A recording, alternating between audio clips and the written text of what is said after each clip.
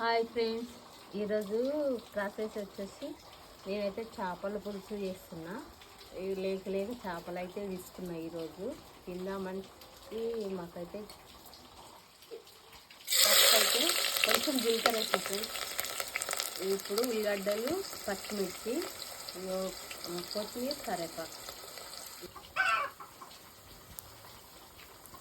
అల్లిగడ్డ అయితే వేసిన. ఇప్పుడు నేను పసుపు కొంచెం అంత పసుపు వేయాలి.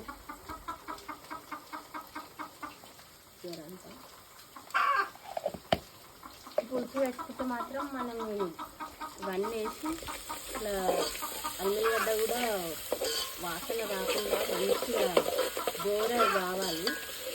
దూర అయినాక మనం ఏంటి ఇవి ధనియాలు, ఉల్లిగడ్డ దంచుకున్న పేస్ట్ వేసేసుకుంటా.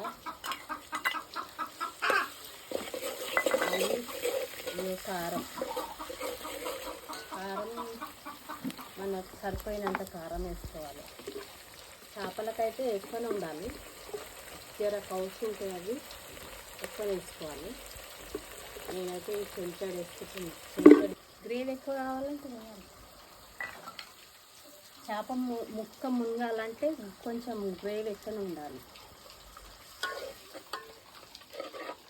ఒక కేజీ చేపలు అయితే ఫ్రెష్గా 3 మాటలు ఉప్పు వేసి కడుక్కున్నాను నేనైతే మా చేపలకి.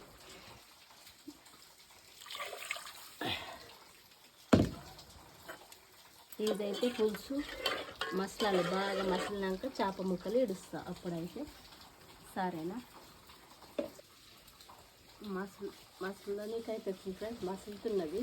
ఇప్పుడు చేప ముక్కలు అయితే తీసుకోవాలి. నేను ఇలానే చేస్తా చేపల కూర అయితే. మీరు ఎలా చేస్తారో కామెంట్ బాక్స్లో కామెంట్ చేయండి. ఇట్లా ఇడుస్తా. ఈ పులుసులు అయితే ఇడుస్తాయి. ఇవన్నీ ముక్కలు మునగాలి. ఇది ఇక మునుగుతున్నాయి చూడు. ఇట్లా మొత్తం ఇట్లా నేర్చేసుకోవాలని ఇచ్చినాక మొత్తం మనం మళ్ళీ చెంచా పెట్టి కూడా కలపొద్దు. మొత్తం ఇది అయిపోతాయి, తినరాకుండా అవుతాయి. మూత పెట్టేసి కొద్దిగా ఇట్లా అనుకోవాలి.